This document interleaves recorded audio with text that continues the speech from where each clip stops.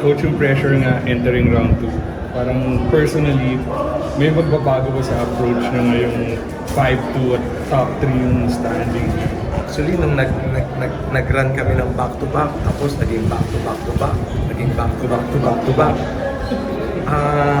Masyado niyo akong pinipressure na nun eh. Kasi parang binibigyan niyo ako ng big responsibility. But of course, sabi ko nga, lagi ko ito sinasabi sa mga boys, in life, there is always pressure.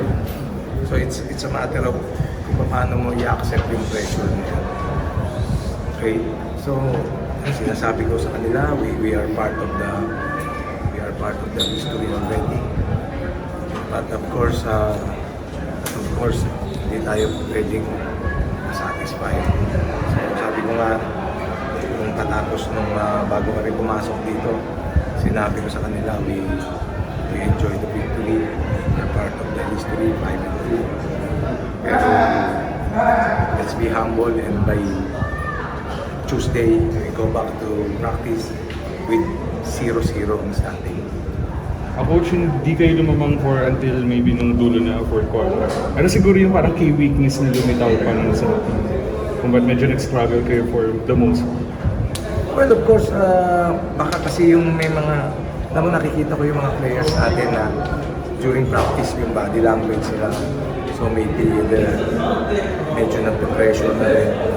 Yun nga, maganda lang dito sa team. Kanina, yung character, maybe because of the community, no? Nakita mo nung crowd.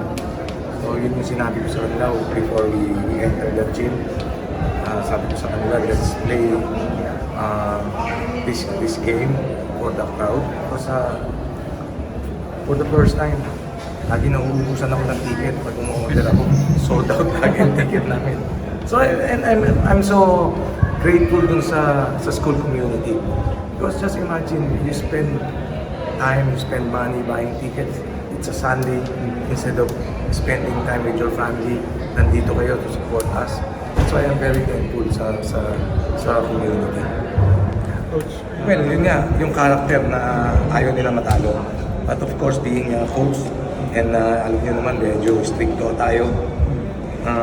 Hindi ko palalampasin yung pag may nakita tayong mga players na, relax, satisfied. Wala pa, 0-0 pa. Wala pa tayo nag-prove anything. It's still a long way, 7 more games. So, back to 0. Back to the drawing board kami come Tuesday. Coach, sa inyo ba mas mahirap ba i-maintain yung ganung mentality sa kanila? Well, kasi meron tayong mga different personality yung mga players.